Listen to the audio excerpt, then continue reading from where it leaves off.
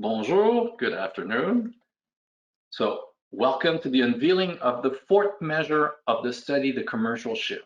My name is Marc Fortin, and I'm the president of the Retail Council of Canada for Quebec. We're very proud once again to join a firm like Léger, a long-term partner of the Canadian Council. Léger unveils, in partnership with LG2, the study, The Commercial Shift, The Recovery. This fourth measure of the study is based on a series of analyses focusing on changes in attitudes and behaviors among Canadian consumers following the COVID-19 crisis. Analysis conducted at the beginning of the crisis, at the heart of the crisis, during the confinement, and now 1 year after the beginning of the pandemic. These new measures provide behavior tracking 1 year after the onset of the crisis and provide a unique picture of 6 new segments of Canadian consumers. The study answers the following questions, among others. Have consumers maintained all or part of their new consumption habits adopted during the pandemic? Or conversely, have they returned to their old habit? After a year, what are the impacts of the crisis on the criteria for choosing a business, the lifestyles of consumers, and their personal finances? What health and safety behaviors are likely to be permanent or temporary beyond relaxing the rules and returning to normalcy? Who are the new consumer segment that have emerged with the economic and social recovery? A total of 61 behaviors were assessed among 4,007 Canadians between April 12th and 25th, 2021. This study comes at the right time as the spread of the pandemic slows down and vaccination quietly reaches the objective set by public health authorities. Consumer will want to be out and visit their favorite stores. Retailer will want to understand consumers as they restart their businesses. For retail, understanding the consumer is at the heart of our concerns. The Retail Council of Canada, again, is proud to partner with Léger and support them on this project and many others. As mentioned earlier, today we reveal some results of the study, but better yet, you can buy the whole study or simply this last measure on the recovery by contacting Léger directly. I'll give you some contact information at the end of the webinar. So get ready to discover some of the major behavioral trends from Canadian consumers. But a few directives to start. During the Q&A period, please use the question box in order to ask your questions to our experts. I would like to mention that all participants are muted and cannot share the camera. And yes, the webinar is recorded and will be emailed to all the participants after the session. I will now turn the floor over to Christian Bourque, Vice President at Léger, and Keith Barry, Vice President of Strategy at LG2. So, gents. All right, thank you, Marc. Nice to be with you again, Keith. We presented these results last summer together, so happy to have you back as well. Good to see you again. So today, as Marc mentioned, we'll be sharing the fourth measure in our commercial shift study, which started over a year ago, and 4 phases so far. Right from the start in April, when for the first time in our lives, we were sort of on our way to a lockdown, then during the sort of the mid-crisis of last spring, and then over the summer as well, where we did a third measure, and now almost 9 months later in April, where are we today? We'll try to get you through sort of a lot about how our behaviors have changed, but also where we are. What's the mindset of Canadians as we sort of slowly exit this pandemic? As mentioned, over 4,000 Canadians, data collected at the end of April when governments were starting to announce what's the plan to go back to a form of normal, if we want to call it that, but we'll see that, you know, I basically don't like that expression for several reasons that we'll see in a minute. What's new about this phase, though, is that we've added 6 consumer segments, which basically will give you sort of the archetypes of Canadian consumers as we move out of the pandemic and how to address them as well. We look at over 110 variables in the study, 61 on behaviors and habits, but 62 of these questions are on your attitudes towards living, work, your family, and so on and so forth, so that we get a good idea of not just how or what consumers do, but how consumers have changed in terms of values and in terms also of their mindset. Keith? Yeah, so this was a fairly surprising one, I have to admit, for me, in terms of seeing that, generally speaking, the majority of people feel that life has changed for the better. over the course of the pandemic. And I think there's a number of things driving that. People sort of reassessing what's important to them, where they're spending their time, connecting more with maybe their closest friends and family. And it also, but when you step back a little bit, and this was interesting to see that it's even a greater number, 63% of a younger target, 18 to 34, feel like it's changed for the better. It's interesting because if you think about the social pressures, as an example, that existed prior to the pandemic of keeping up appearances, particularly as a reflection of social media, a lot of that has gone away. I know I wouldn't have left the house the way that I do now, a year and a half ago. And so just sort of a bit of a reassessment of what's important, and you can see that reflected throughout the study. Yeah. One other aspect as well, why people feel their life is better today, is also reflected in a study that we've been conducting every 2 weeks during the pandemic. And one striking result just a couple of weeks ago basically led us in the same direction as that 53 that Keith just mentioned. A majority of Canadians say that the words return to normal is actually a source of anxiety for them. It's actually 68%, again, among 18 to 34s. I think we've forgotten during the pandemic how stressful, anxiety-ridden our lives were before the pandemic. And I think sort of learning how to adapt to this new reality during this period has basically led a lot of us to basically, again, say, do I want to business travel? Was that all that great before the pandemic?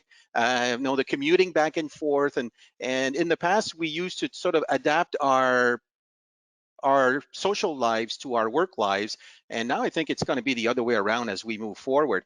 And this data as well, one of the reasons why people feel a bit or some anxiety about this return to normal, it's basically that 82% of those who actually have been working from home say that they actually like it. And even 36% of people working from home now say that they will look for another job if their boss forces them to go back to the office 5 days a week.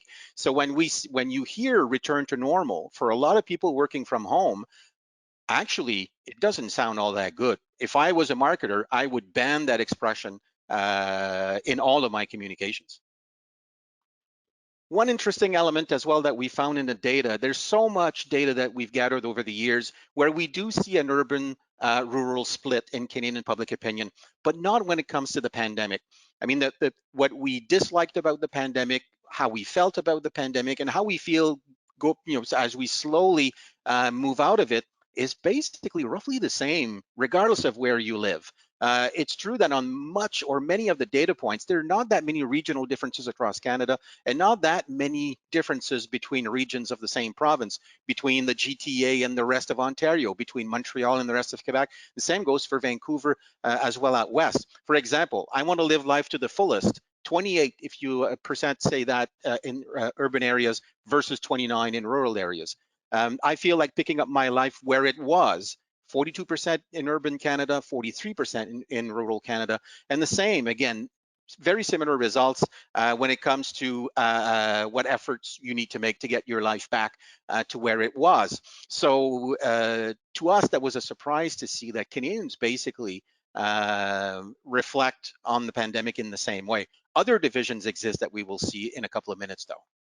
Yeah, I think it's interesting too, if you think about the transition to e-commerce and delivery services, even though those are probably less frequented in rural areas just out of logistical reasons, surprised that they didn't have more of an effect on sentiment, but it's sort of interesting for sure. Absolutely. The next finding is very interesting, and I think one that runs through, the effects of it run through this entire study, is that the experience that people have and their sentiment around the pandemic and coming out of the pandemic is so closely tied to their financial situation. And I think in this case, it's really a connection to how they see what normal looks like and when that will happen. And so on this chart, you can see the financial situation on the left, so whether it's improved significantly or deteriorated as a result of the pandemic, and we'll talk about this in relation to the segmentation a little bit later. But you can see the predominant measure here in terms of timing is affected directly with their financial situation. So if it improved significantly, they're feeling that it's going to return to the quote-unquote normal a little bit sooner. And then on the other side, where if their situation has deteriorated, they're feeling that it's later that they're going to return to sort of a more normal life in some way, shape, or form. Absolutely. And the fact is that this pandemic and other studies have shown a similar trend is it's sort of the elastic in terms of those who are fairly wealthy in our society and those who are less privileged has basically been redefined.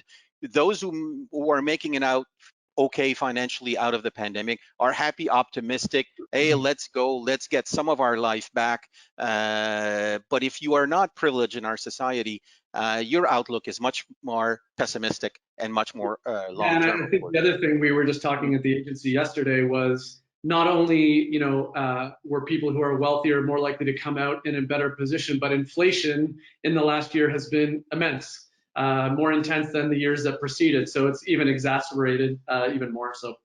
Totally, absolutely. Our third major finding, and of course there's tons of data in this study that supports that as well, is that the vast majority of consumers will continue to be fairly cautious coming out of it in terms of what their purchase decisions will be, even if their financial situation has improved. What we are seeing is that, yes, some of us want to go back to traveling. So there's part of us as our one foot on the gas, but the other foot's on the brake. 87% say that the crisis has made them realize that the unexpected can happen. We were all when this pandemic started out feeling that we were to some extent vulnerable, maybe for the first time in our lives financially. 81% say I'm trying to save to reduce non-essential expenses, which basically means is that as people start spending a bit more over the next few months, it won't be that sort of shameful consumerism that some may expect, but as they start spending more, they will decide, do I really need this in my life? Do I really want that? Now my priorities have changed. I'll sort of reassess where I spend my money. So some very important decisions will be made, and some brands will come out winners. Some may come out losers. 72% say I do not want to spend money I saved during the pandemic. So this new way of looking at maybe saving a bit of money, having something aside, set just there in case something happens, is something that is fairly new coming out of this pandemic.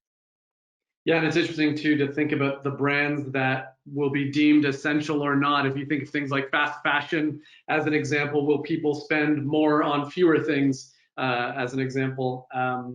This next trend should be no surprise to anyone, because I'm sure many of us watching and listening have been forced to or desired to uptick in terms of how we relate with brands and retail.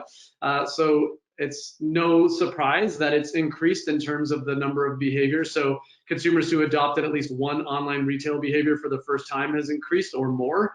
And what's interesting about this, with some of our clients, they've actually reported back to us to say that their expectations of the switch between bricks and mortar and e-commerce has moved at a rate that they expected to see in 5 to sometimes even 10 years. But at the same time, they weren't necessarily ready for that. So you can sort of feel for the IT teams scrambling in the background to support the influx of new expectations online. So this is a fairly detailed here in terms of some of the behaviors that have changed.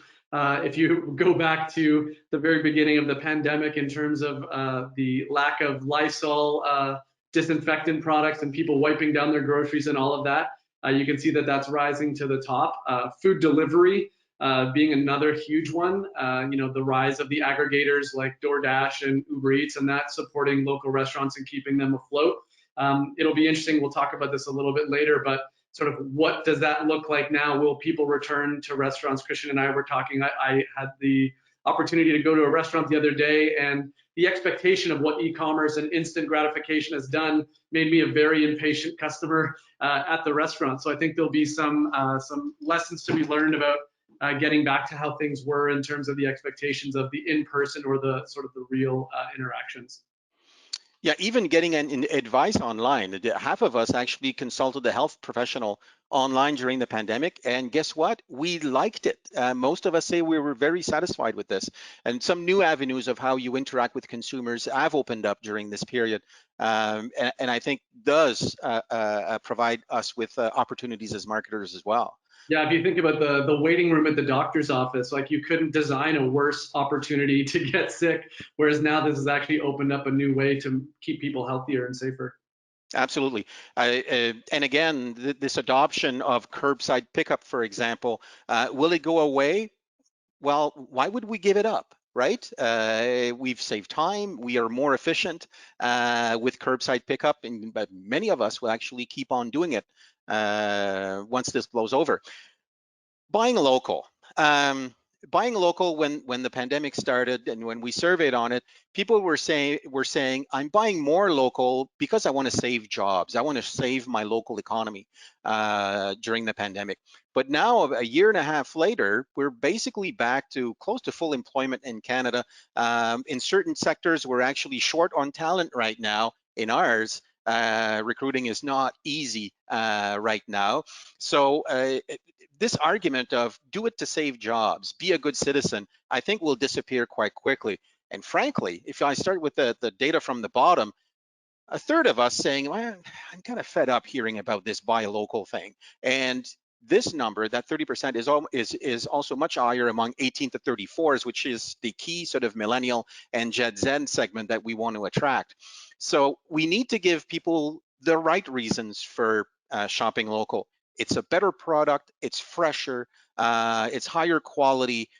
We control the whole sort of process that transform the food, and you're reducing your carbon footprint by buying it local. We need to provide the right reasons to buy local, because just to save the local economy, because the economy is not doing that badly, mind you, that will not suffice as we sort of come out of the pandemic. Yeah, the way that we're looking at it is that local will become less of a primary purchase decision and more something that, all things being equal, might sway consumers one way or the other if you know the value equation is the same otherwise. And some of our stores are not ready for this buy local, because 3/4 of Canadians say it's difficult to actually know what's a local product in my store. Is your merchandising right? Is your silent selling strategy on the floor the right one to get people to actually get their eyes to focus on the right aisle and the right product? I think there's ways we can still go in Canada as well. So this next finding is about health measures and the expectations around that. The first one, I have to say, makes me wonder about our society as a whole, but people saying that they're going to change to be washing their hands several times a day. That's obviously one that I think people are far more conscious of now. Things like their payment method, cash seems far less viable now for a number of reasons. Wearing a mask in public, having hand sanitizer with you at the same time, and one of the things that will be something to watch is to see what do rituals look like related to health. Are we going to be shaking hands? Are we going to be bumping elbows in Quebec? Will the kiss on cheeks continue? I know for Ontarians in general, it's always something that's felt a little strange culturally, but it'll be interesting now to see if on top of that, there'll be a health measure concern in relation to it. Yeah, I think from an ethnographic perspective, some of the way we interact with people probably will have changed for a long time. Even 43% in that table, in that slider saying, well, even though there's no pandemic, maintaining that 6 feet social distance is something I kind of like. Yeah. And maybe that has changed us for a period of time. The same thing with, remember when some of us would bring our sick kid to work because we had to get them out of school. I don't think that will be welcome anymore. I mean, there's some of these aspects of how we interact and how we feel we need to protect each other will have changed as well. A seventh finding, and I think the last two are fundamental. The vast majority of us, and some more than others, we'll see that in a minute as well, are basically redefining our new lives in terms of a search for balance and seeking sort of well-being in our lives. I think the pandemic has allowed us the opportunity to basically go back and say, what do I want out of my life? And now that I've rediscovered that I've this extra hour where I can read in my backyard, that I can spend more time with the kids, all of these things have basically pushed us to reconsider what's important in our lives. And I think this will redefine who we are as consumers, but also who we are as employees, and how our employers should see us as well. I mean, it's striking when you look at the data. 86% of Canadians say I care more about my comfort and well-being at home than I used to. Again, we've seen how home renovation centers are not doing that badly during this pandemic period, mind you. Henceforth, the inflation in that sector in particular, as Keith was mentioning, 65% of us find that they have more time for themselves. They are freed up time that they did not have before the crisis, which probably leads a lot of us to say, I don't want my old life back. I want some of the stuff I used to like in my new life today. 55% say I've improved my outdoor living space and spend more time there. 38% did renovations on their homes that they were not expecting to do before the pandemic hit. 80% say I'm open to new ways to care for myself. And I think this seeking sort of better balance, there's a whole sort of yogi trend here where people actually want to find that in their lives. And some other elements as well for marketers out there. 74% say, you know, wearing sweatpants to the office, to the home office is something that I kind of like. People are more in the comfort casual space than they used to before the pandemic. I don't miss suits. I don't know about you, Barry, but I haven't worn one in 15 months. 71% say they're more concerned about their health. So again, this whole idea of well-being sort of has redefined who we are. 65% say they place greater priority on a simple and more natural appearance. And I think when you actually show them people in your ads, regardless of the media you're using, you need to show them that image that Canadians now have of themselves, which is sort of a more casual, laissez-faire sort of attitude and demeanor altogether. Yeah, I think what's interesting about this too is that through this sort of finding balance, the rules that used to apply are being rejected. And what that means is that you have a consumer who values flexibility, has more autonomy, doesn't have to play by the rules. And so I think brands need to watch out for even a more demanding customer than they had to deal with before, because they have options and they don't have to do things the way that they were. Absolutely. And the same goes for the everything before the pandemic was about performance. You needed to be you needed to perform at everything, including your yoga. You needed to perform at it. I think this discourse of performance to some extent has basically sort of will step aside in the upcoming years as well. And so to that end, in terms of finding balance, we wanted to share what we've learned about sort of redefining what work looks like for people. And so what we heard was that 60% of workers who have worked from home since the beginning of the crisis, and 34% working from home for the first time. What's interesting about this is starting to figure out, well, what is the role of the office? Do you go to office just for meetings? Are client meetings going to be held in person anymore? And I think generally speaking that people are not looking to go back full time. There's sort of a hybrid model that I think is a lot of people are trying to find out, because they don't think that working from home all the time is necessarily the best, but they also know that 5 days a week is not the best use of their time too, in terms of being able to find that balance in their life. And so we expect some kind of hybrid model to continue. I don't think anyone has cracked the model yet in terms of how that's going to work. So that's something to watch out for. I think, you know, Christian and I were talking about it in our respective companies, of that there's an openness to things not going back, and that some kind of hybrid model will take place. How that manifests, I think, is something that is to be determined, and that we'll have to sort of watch to see where is the value added of going to work versus being at home. Yeah, and I think that as well, this sort of hyper flexibility that we'll be demanding of our employers will be demanding of brands as well. I want to be able to do what I want, when I want, where I want, at the time that I want, and we just basically need to adapt to that new consumers. They want to be, they don't want to be told what to do. They want to be told what they can do. I think is pretty much where we're headed. Now we're stepping into our segmentation. Basically, the segmentation process is fairly simple and complex at the same time.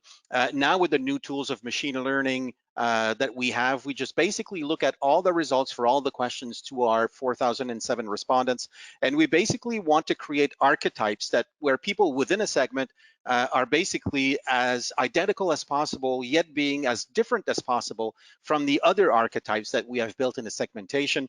And this has resulted in 6 segments. Now, as well, with the new ways we have of segmenting the population, somebody can be, for example, 90% comfortable, yet 10% apprehensive. That exists as well. And as we go through the definition of those segments, what we will ask is in the chat box, you tell us what segment you are moving along the way, but you'll see that you'll say, oh, I'm much more of a this, but also a little bit of the that, and that's what we wanted to find out with the exercise as well. So we'll start with our first, and you'll see that they're on a continuum as well as we go through. Our first segment is the euphoric. They're 9% of the population, and I would say, Keith, only 9% of the population, because these are the people that we've seen featured on the news, which are basically just fist pumping at the hey, the outdoor terrace will open again. Hey, I can go back to concerts. Hey, I can go back to doing this. I want to travel again. But it represents 9% of the population. These people basically are addicted to experiences. They want to live life to the fullest. And mind you, they did that during the pandemic as well. Because you were only able to travel in your region, well, they discovered the paddleboard and bought one last summer. They bought the extremely expensive hiking gear because they've rediscovered hiking during the pandemic. And as we move out of it, they'll spend again on discovering what's the next best experience out there, and most likely sharing it on their Instagram. Why? Because they're 18 to 44-year-old professionals with incomes over 100K, a bit more overrepresented in Ontario, largely because they're underrepresented in, for example, Alberta or Saskatchewan, who had it tougher during the pandemic economically. But they are that person that you see in their minds. You know somebody that's in that segment, which basically will be extremely appealing to marketers over the next little while.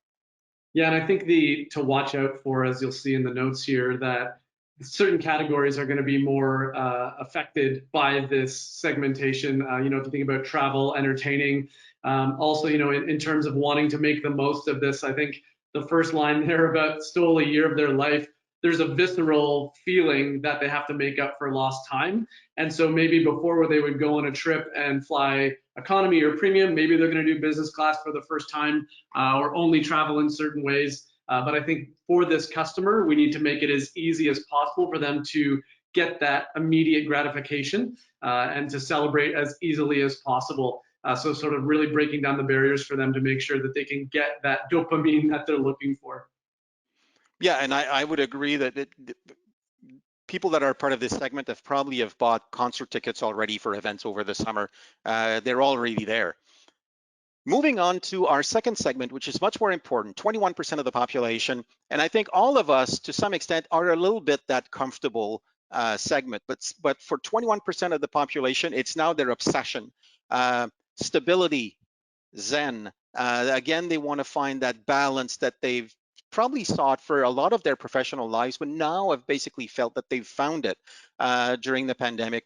They believe they've changed for the better. They want to keep their new life as much as possible, and the whole thing will be about life-work balance, and also reinserting going to restaurants, meeting up with the family. They're looking forward to that as well, but it should not deter that from what they really are seeking right now, which is just a slower, better life than they had before. Basically, who they are, they're 25 to 54, higher incomes than the average, mostly over 100K again. We find them in Western Canada, in BC in particular, as well. It sort of fits well with the narrative of that province, that West Coast feeling as well. But that's kind of moving east as well in our data. And they are, for the largest part, I would suspect that a majority of us would be in that segment because of where and who we are professionally as well.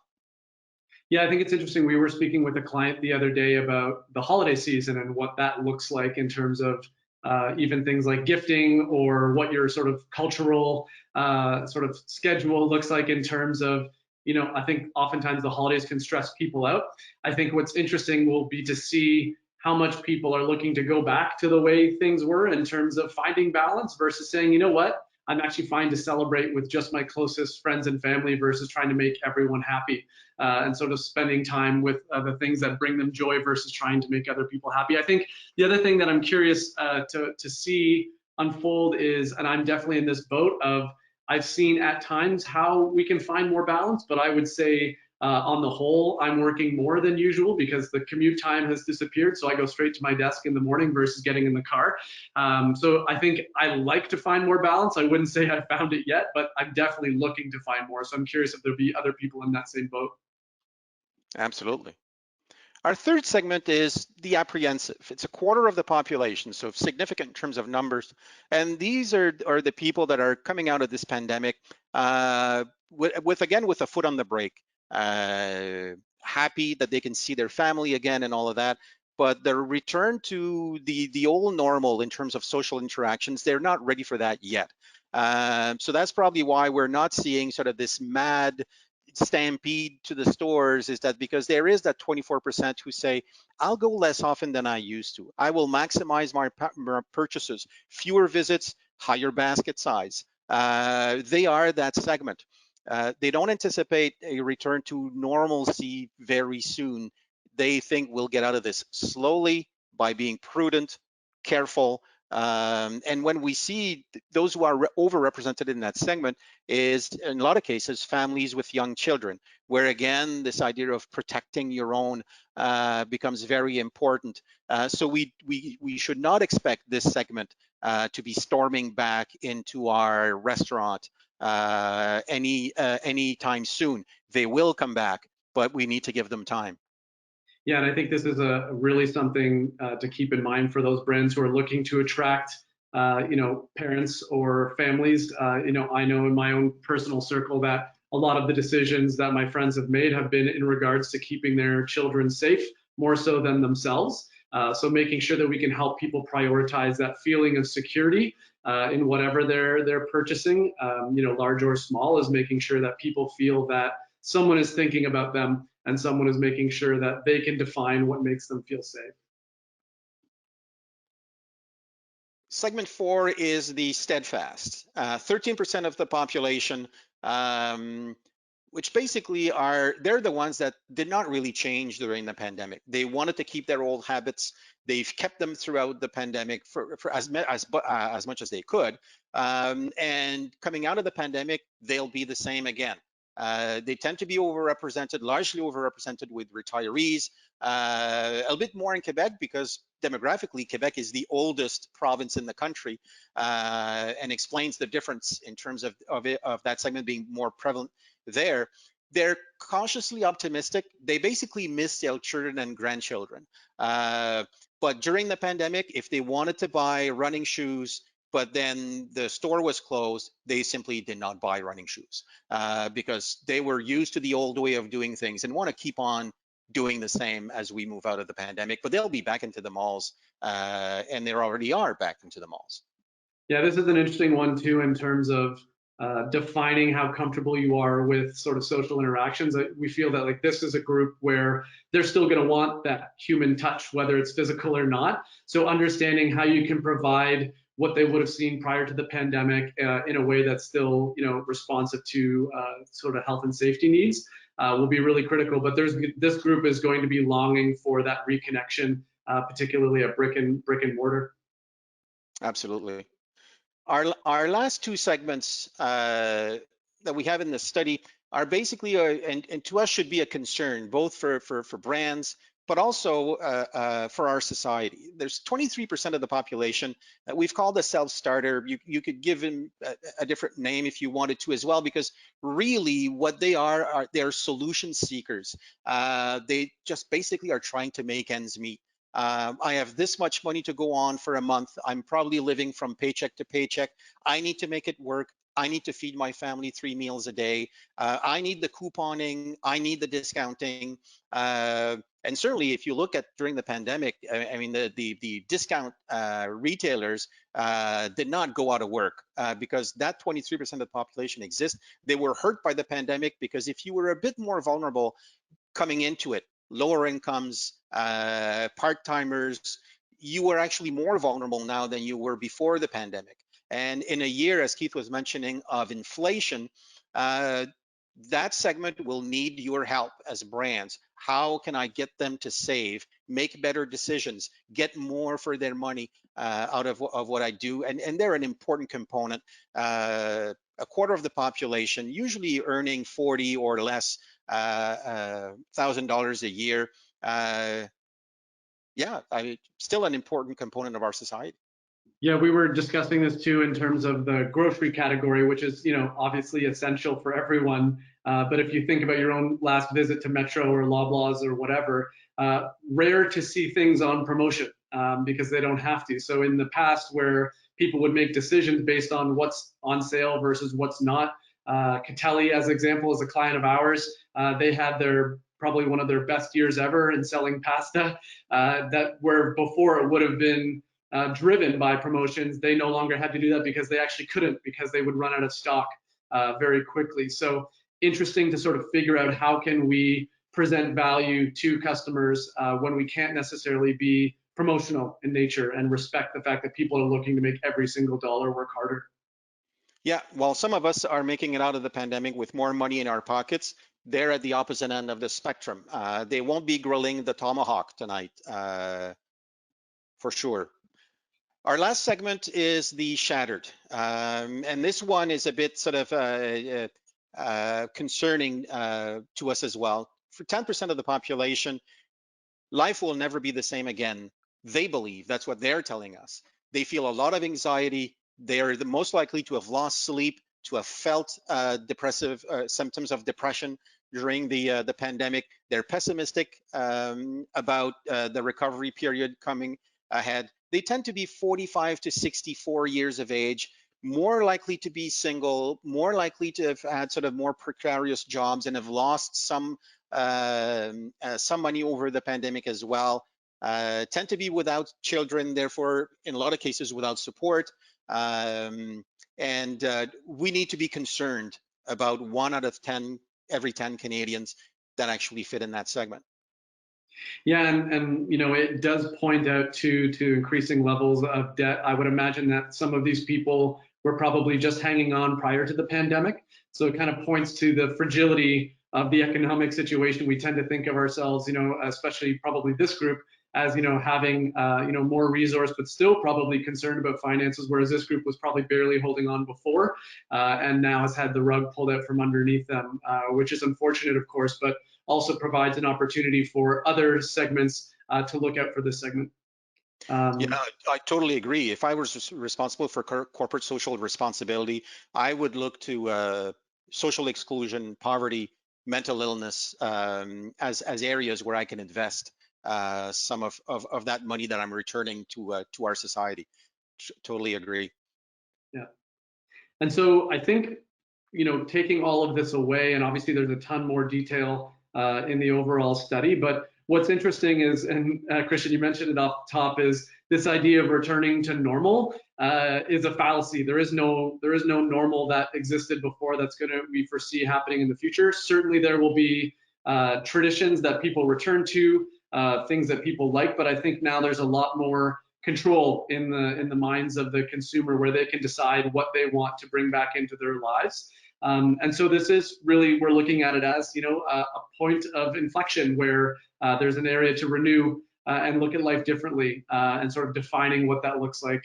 So in many ways, it's a hopeful moment in time to sort of figure out how we can find more balance, more stability. We can choose how we're seen out in the world versus having that anxiety of sort of always having to live up to a certain standard.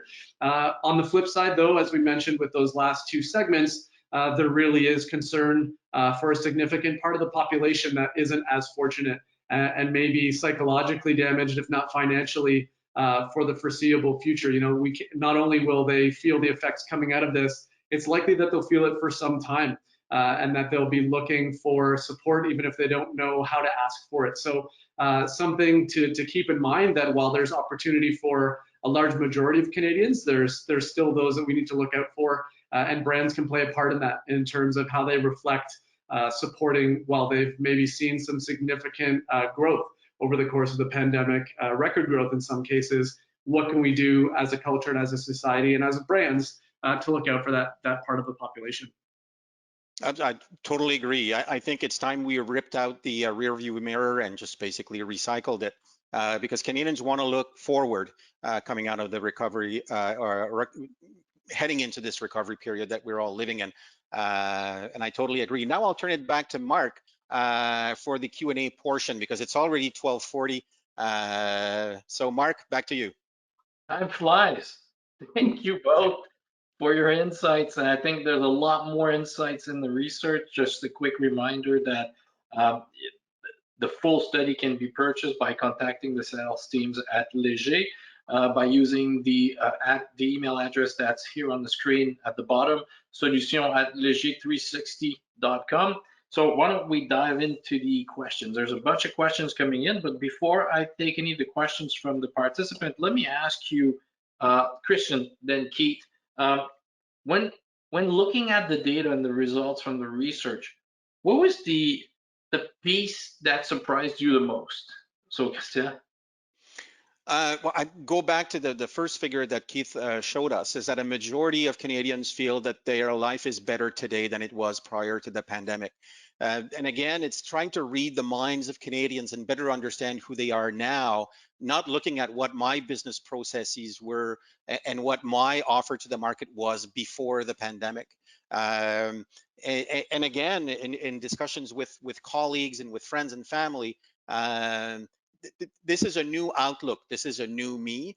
So brands need to adapt to the new me.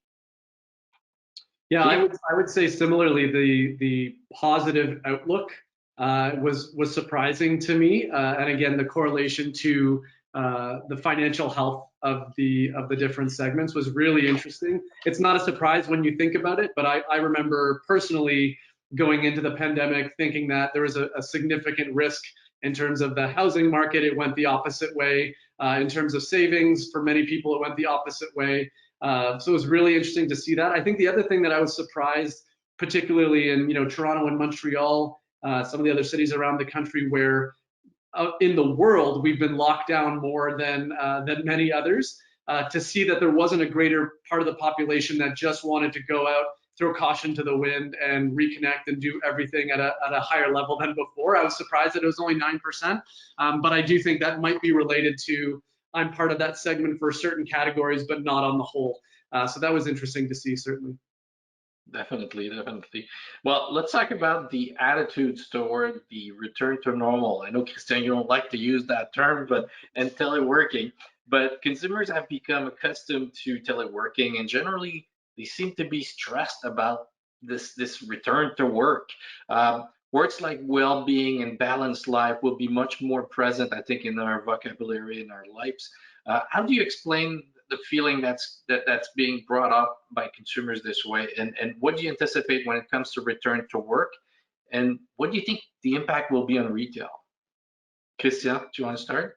Yeah, I can. Certainly, I'm fairly optimistic about brick and mortar retail moving forward, but it will need to adapt. I think there are parts of the grocery store that it will be moving online, and parts of the grocery experience that we'll want to keep in store. If it's fresh, if I need to smell it, to see it before I buy it, that will be brick and mortar forever. So from that perspective, I think there'll be sort of an adaptation from what we actually find in store as opposed to what we find online. And it'll be the same in the apparel industry as well. Before, my store was my warehouse, right? That I had that many small of this model as that I had on the rack. But now I think that'll change. I think your retail space will need to become about the experience of your brand, and the warehouse will be online because you don't need to walk out with a bag when you go into a store. We'll see more and more of that moving forward. I think for our downtown areas, Toronto, Montreal, Vancouver, and the other large cities in Canada, the same. I think there'll be some return to work. Gradually, we'll find sort of a balance between working from the office and working from home. But then retail and restaurants will need to adapt. Before, it was always tables of 2s or tables of 4. But now if we go back to the office because we want to go and grab lunch with our teammates, maybe you should have tables of 8, tables of 10 in your restaurants. Maybe you should have group specials that you did not have before to get that crowd that comes in maybe 2 days out of the week to the downtown core to actually come to your restaurant as opposed to your competitors. So I think there'll be a lot of adaptation, and we need to rediscover the premiumness of going to our downtown areas at night. If we go less during the day because we're home, make us look forward to going back downtown at night.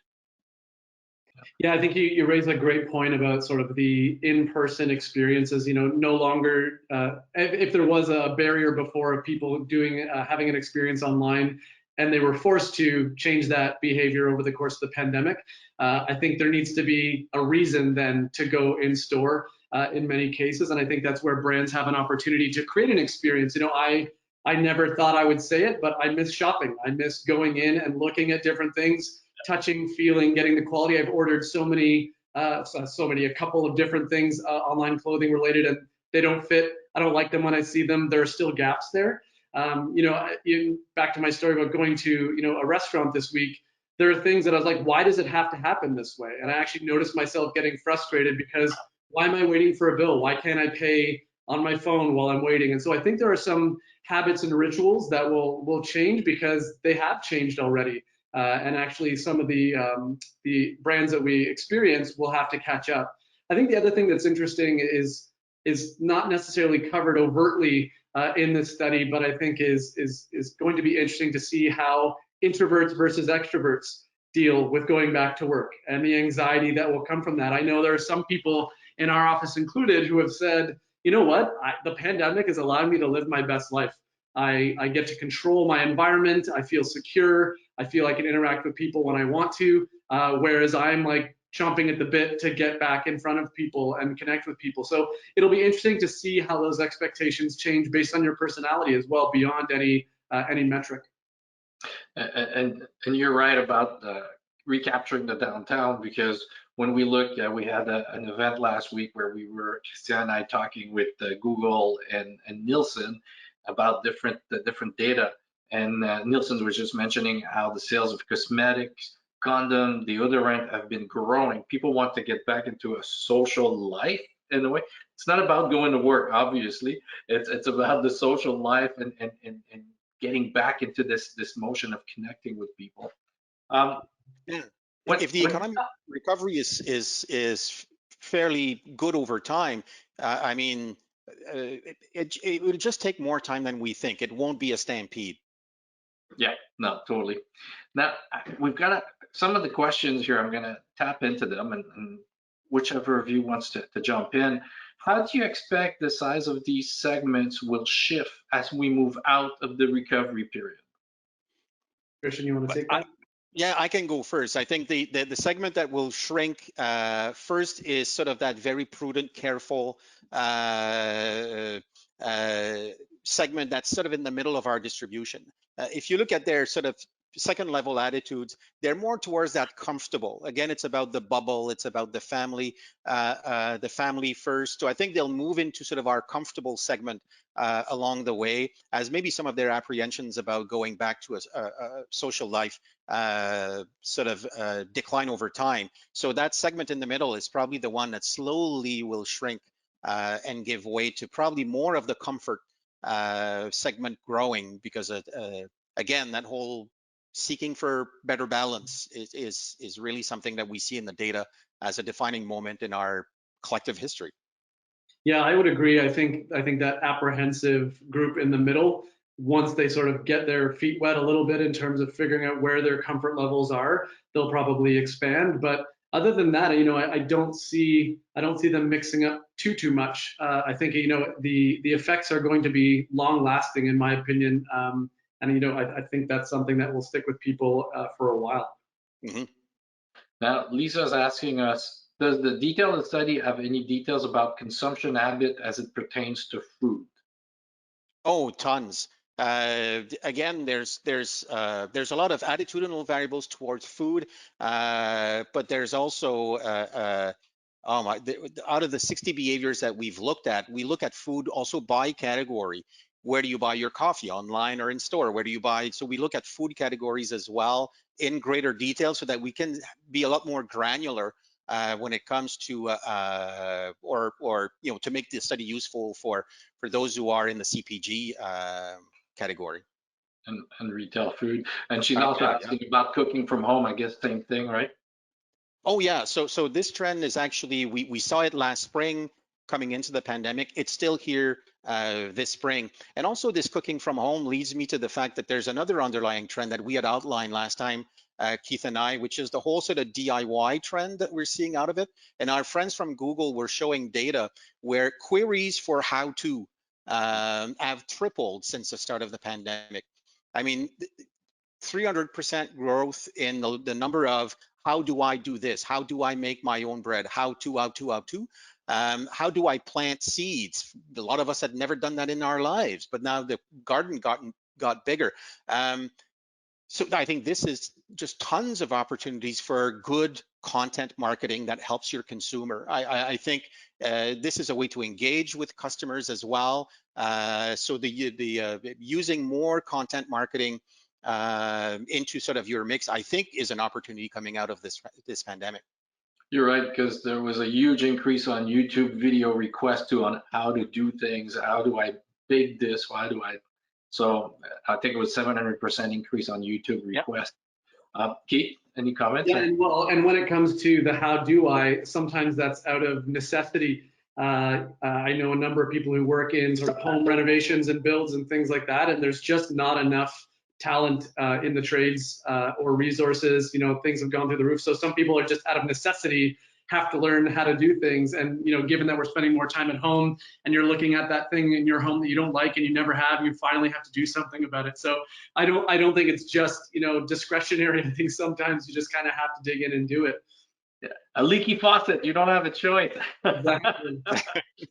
Now, we got Libby here asking, do you think the boom in meal delivery versus going to restaurant or especially fast food will continue? That's an interesting one. I mean, we're working on an assignment right now that's actually speaking to this exact same thing. So the study came at the perfect time, but it's interesting because the experience component is missing from most delivery. I think sometimes people will justify that staying in is easier and be perfectly content with that. However, some foods just don't deliver well. If you've ordered in tacos as an example, they're usually not great when they arrive. So there are certain things that can only happen in restaurant. I think even when we start to think about beverage alcohol, the LCBO is one of our biggest clients, and we talk about this all the time, is the expectation, the difference between at-home consumption and at a restaurant. All of a sudden 5 ounces doesn't seem like a full drink. So I think there's, going to the restaurant, I think is going to change in terms of how people spend, like spending $100 or even $60 for a bottle of wine at a restaurant seems like a crazy proposition now in many cases. So I think there's going to be a value equation that people think about instead of defaulting to going to a restaurant. Entertaining at home, I think, is going to be something that will remain or increase. I would add a layer to that. We also need to factor in meal kits that have grown immensely during the pandemic as well, at the same time as DoorDash and Uber Eats. I think there'll be some of that revenue from the meal delivery that will go back to the restaurant. But I think the steady growth in meal kits, I think, is here to stay. And if I had to, I invest an old sort of toonie in one or the other industry, I probably would actually look at meal kits as a segment for the future.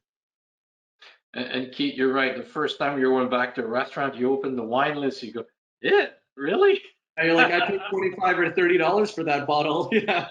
So we have to get used to it, or our things are going to have to change in the business, but some things are going to have to give. Irene's asking, have you done any research with post-secondary students about their interest in continuing to take their courses program online? Do you have anything on that in the research? Part of the answer, but in a different study. In our youth study, we actually found that university students were struggling with online university as a concept.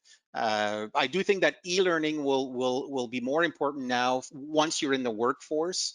But I think for university students, they're sort of crucial years where the social experience of university is as, if not more important than the actual academic portion of that same experience.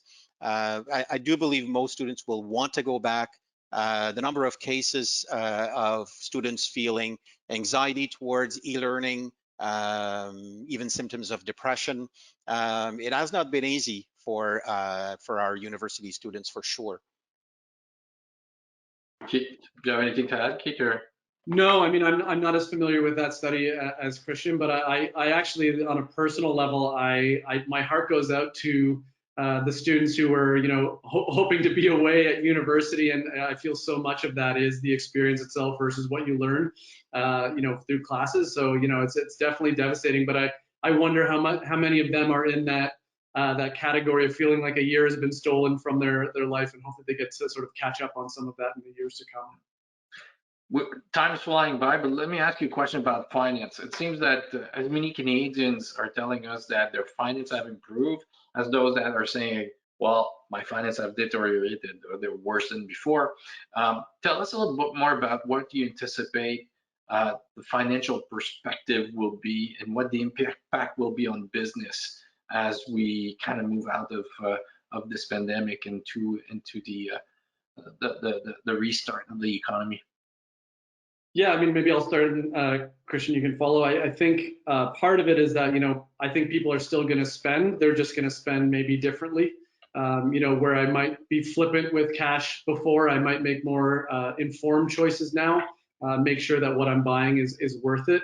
I do think people are going to take more of an active role in planning now. The rise of sort of personal financial advisors, I think will continue, provided they add value. I think a lot of people knew of the saving for a rainy day, and then the rainy day came and lasted for 18 months. So I think people are going to be a bit more cautious of looking to actively save and actively look at their finances if they haven't been in the past.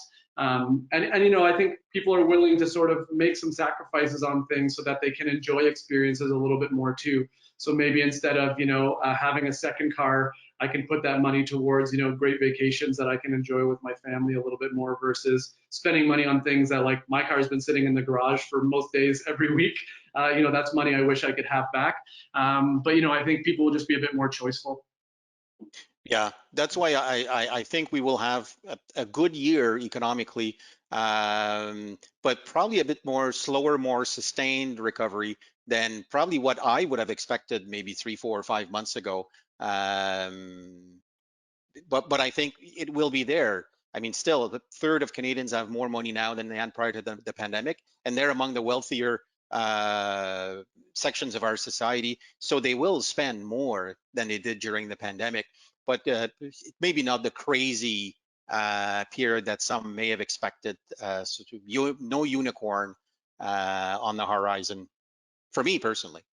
Yeah, and it is interesting too on that higher end segment. I know sales of obviously homes in Montreal, Vancouver, and Toronto, it's been sort of unprecedented. But even if you think about luxury items, I think on the flip side of people being conservative, I think there are people who are saying, you know what, I've always wanted that. Life's short. I'm going to go get that. Cars as another example. There are certain models that aren't available for another year because people are saying, you know what, that's something that I can enjoy every day if I have the time, and so I'm going to do that. So again, there isn't one solution. I think there's sort of two ends of the spectrum for sure, but it is interesting to see how that can affect different people depending on their financial situation. And thank you. Quickly, there was a question: does the report talk about any dietary trends, plant-based, protein, concentrated food, anything like that?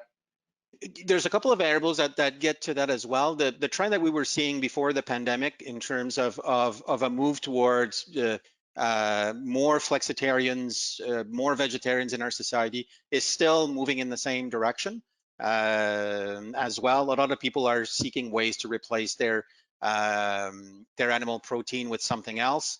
40% of Canadians say that they've reduced their total intake of meat over the past year, so that's significant.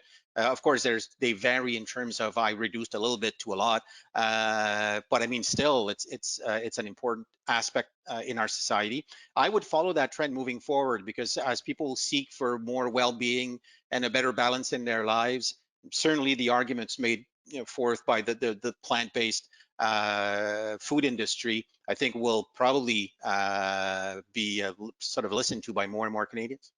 Yeah, we've seen similarly, and I think it relates a little bit back to some of the trends around local, of people realizing that they can have an effect on the world based on their wallet. And I think, plant-based is one where people recognize that the foods that they choose allows them to kind of vote on key issues, whether that's related to the environment or animal welfare or things of that nature. It's one of the places that people know that they can have an impact, and we expect that to continue at a significant rate. Thank you, Chance. Well, unfortunately, this is all the time we have for questions, and thank you all for your questions, your participation. Thanks to Christian and Keith for sharing some of the insight from the study. Again, hopefully you've taken the address, but you can always reach out to the Léger team if you're interested into purchasing the complete study. Thank you all for taking the time to join us, and hope you've learned valuable insight and that you can apply them to your business. And hoping we'll see you live at some point in the near future. Have a great Friday and a great weekend. Thank you all. Thank you, Mark. Bye-bye.